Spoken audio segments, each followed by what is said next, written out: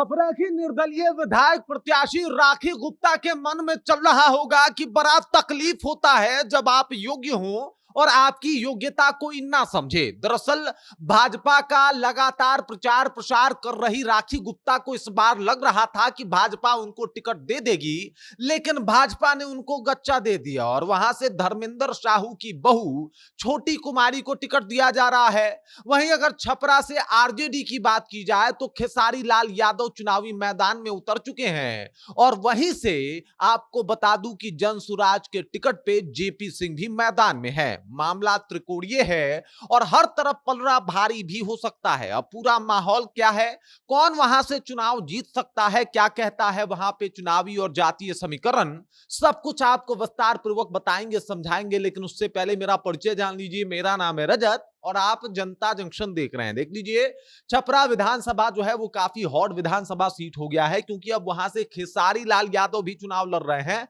और आज उन्होंने अपना नामांकन पर्चा भी भर दिया है। खेसारी लाल यादव जो है वो बड़े खुश हैं। आज तो एकदम रोते हुए भी दिखाई दिए, देखा गया कि भाई साहब किस तरीके से रो रहे हैं, इतने भावुक हो गए थे टिकट मिलने के बाद और नॉमिनेशन होने के बाद। उनके साथ एक हुजूम था, जनता एकदम इनके पीछे पीछे घूम रही थी। सबको पता है भाई ट्रेंडिंग स्टार है, जनता इनके साथ है। लेकिन आरजेडी से इनको टिकट मिला है और ये आरजेडी से छपरा से चुनाव भी लड़ रहे हैं।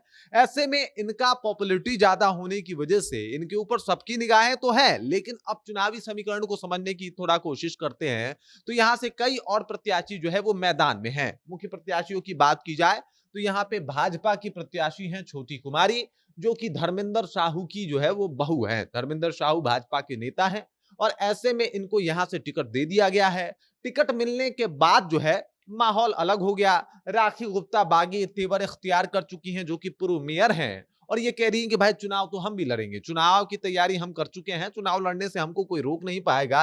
इन्होंने निर्दलीय अपना पर्चा भर दिया है और ये निर्दलीय चुनावी मैदान में उतर भी चुकी हैं। इधर अगर बात किया जाए तो जेपी सिंह जनसुराज से जो है वो मैदान में है और वो भी चुनाव लड़ने की तैयारी में है। पूरा एकदम से उनका भी जलवा जलाल है, भाई साहब डीआईजी हैं और ऐसे में इनके साथ रुतबा के साथ साथ जो है वो एक माहौल कहना कि भाई डीआईजी साहब चुनाव लड़ रहे हैं, ये अपने आप में बहुत बड़ी बात है। और अब कुल मिला के अगर समीकरण की बात की जाए तो आपको बता देता हूं कि वैसे तो राजद वहां पे कुछ इन सालों में देखा जाए तो बड़ा कमजोर प्रतीत हुआ है, लेकिन अब चीजें बहुत ज्यादा बदलती हुई दिखाई दे रही है। अब चलिए कैसे बदलती हुई दिखाई दे रही है, तो छोटी कुमारी को भाजपा के द्वारा टिकट दे दिया जाता है।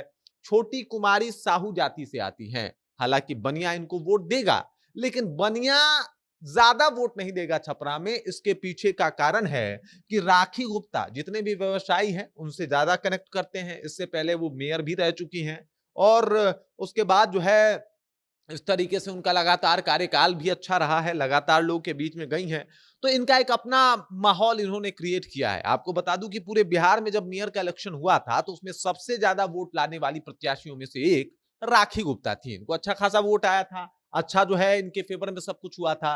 वहीं अगर इनकी बात की जाए, यानी ये आप देख सकते हैं छोटी कुमारी जो है वो आई हैं और आने के बाद पहले छपरा में इस बात का चर्चा हो रहा था कि भाई छोटी कुमारी है कौन, लेकिन इनके साथ सिंबल किसका है, भाजपा का है। तो भाजपा के वोटर तो इनको वोट देंगे, लेकिन जेपी सिंह राजपूत जाति से आते हैं, पढ़े लिखे उम्मीदवार हैं, तो पढ़े लिखे उम्मीदवार और राजपूत छपरा में अगर ये इनको सपोर्ट कर दें तो फिर भाजपा का क्या होगा। फिर भाजपा कैसे कह पाएगा कि वो वहां से चुनाव जीत सकता है, क्योंकि वोट यहां भी कटे, बनिया वोट यहां भी कटे, तो फिर ये प्रत्याशी कैसे निकलेगा। जाहिर सी बात है चीजें इतनी आसान नहीं है। वहीं अगर खेसारी लाल यादव की बात की जाए तो स्टारडम है, पावर है, रुतबा है और इनका एक अलग लेगेसी है लोगों के बीच में।